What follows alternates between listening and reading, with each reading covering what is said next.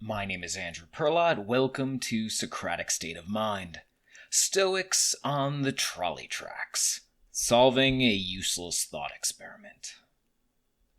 You've agreed to put on mental handcuffs and won't be thinking straight. That's what you should conclude first and foremost if you choose to grapple with philosophy's famous trolley problem. If you're unfamiliar, it goes like this. The setup. A runaway trolley is about to kill 5 people lying on the track. You can pull a lever to divert it onto another track, where one person will be killed instead. The question, is it better to take an action that will kill one person in order to save 5, or to not act even though more people will die? Since I try to act with virtue, a subscriber recently asked me how I'd respond to this problem during a chat. Here's what I told him. A delusion of fixed outcomes. Our intentions imperfectly correlate with outcomes. Every functional adult realizes this, but we choose to ignore it in thought experiments like this. In physics, it's called the three-body problem. It's hard enough to account for all the variables of 2 simple constants interacting in a vacuum. Add in another and it becomes nearly impossible. Any realistically complex system dissolves into a morass that's analytically intractable and resistant to computation. In neoclassical economics, it's called rational choice theory. Humans are assumed to be rational actors maximizing their utility, happiness, wealth accumulation, or other preferences. Modern economics textbooks tell students this, yet a vast field of behavioral economics research documents humans deviating from rationality due to biases, emotions, and flawed heuristics. Predictive modeling is frequently way off. Economists are wrong all the time. And knowing this, someone demands that you accept that an intention to pull or not pull a lever will lead to a fixed outcome that they've dictated? Are they serious? This is the first reason why we should push back on this thought experiment. It wants to set us up as gods. We are, in fact, a single actor in an overwhelming tsunami of causality that's bearing down on us and the rest of the world. We cannot make decisions assuming certain outcomes will result. Decide what you will, but any of this may happen. An unseen bystander or multiple bystanders rush in and rescue one or more people. The lever may be broken, or we don't know how to disable the safety lock. The trolley conductor had fainted but suddenly wakes and throws the emergency brake.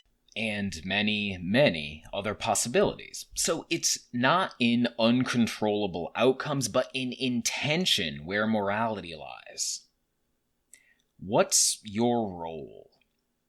No one wakes up at a switch like a blank slate. Real humans have backgrounds and roles, some chosen, others provided by fate. Parents, politicians, and safety inspectors should choose differently because there is no one absolute moral choice. Good human is one role we balance alongside others.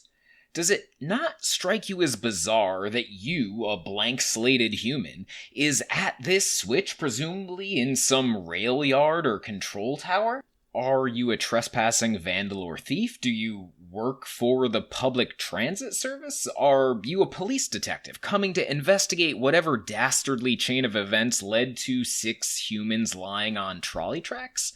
The police inspector may prioritize stopping an escaping criminal mastermind before he can set up an even greater slaughter. A public transit engineer may know the ins and outs of the system and act with an unknowable perspective. Are you in the Secret Service and know the president is tied to one of the tracks? These are incredibly important roles dictating priorities the trolley problem doesn't want us to consider, because when we do, we start to see that its handcuffs are designed to limit us to a blind binary choice, aligning not with reality or morality, but narrow ivory tower philosophical debates. Throwing the switch toward virtue. Virtue appears at the confluence of wisdom, justice, courage, and moderation. I assume you're not an all-knowing sage, and I'm certainly not one, which means we grope toward an imperfect understanding of virtue within the context of causality, experience, roles, and a philosophical practice. We accept fate and outcomes while minimizing attachment to the uncontrollable. The trolley problem's obsession with outcomes leads to irrational passions, and we see the straight-jacketed game it's playing with us, the distraction and spectacle of it all. We focus on courage in facing outcomes, justice in considering impacts, wisdom in rational judgment, and self-control in the face of emotion rather than debating outcomes that may never come to pass. And this, then, is my response. Not a particular course, but a framework for deciding on one. Philosophy is not a game of riddles, but a practical discipline for flourishing in a chaotic world. The only switch we can pull is toward virtuous choice, or away from it, where intentions become opportunities to align with something more valuable than an outcome. Thanks for reading. Thanks for listening. See you next time.